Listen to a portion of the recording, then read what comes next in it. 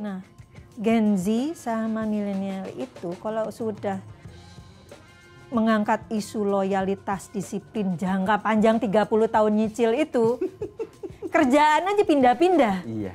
Gitu. Iya. Nah itu isunya jadi bukan kepada kemampuan keuangannya dia. Tapi lebih ke Fear, Oh. komitmen. Komitmen. Takut kan kok nggak cocok ya. Gitu. Ya masa sih 30 tahun gue masih punya utang gitu kan. Iya. Mikirnya. Iya. Itu jadi lebih kepada mentalitinya. Jadi drivennya itu masih takut.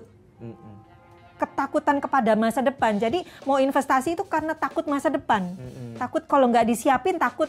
Fear itu boleh ya untuk membuat kita selalu waspada. Ya. Jadi tidak overconfidence gitu, boleh betul. gitu. Tetapi jangan sampai menghalangi kita untuk terutama membangun aset.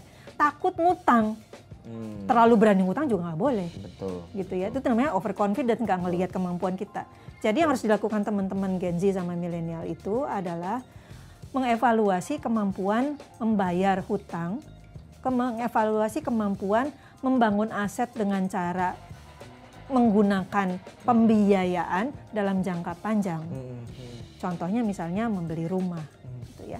Yang biasanya seringkali overconfidence dalam melakukan pembiayaan adalah membeli barang-barang dengan pay later.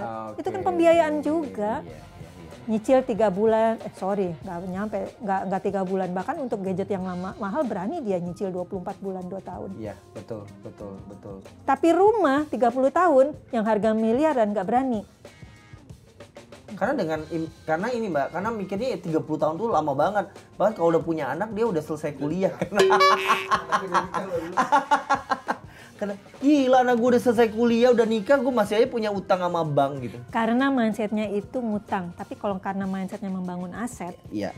kalau kita tidak membeli rumah, ya rumah itu kan termasuk kebutuhan dasar, itu satu, ya. Tapi saya nggak akan maksudnya mengulang-ulang di situ, ya. Kalau kita membeli rumah dengan KPR yang tadinya kita ngontrak, nggak punya aset, sekarang dengan adanya pembiayaan di neraca kita, ya, neraca kita bagian aset, tiba-tiba muncul itu, kita punya aset sejumlah 1 miliar, 2 miliar. Kalau nggak ada pembiayaan, mana mungkin kita punya aset begitu? Nungguin nanti warisan dari orang tua, nih rumahnya kapan bisa kita akuisisi?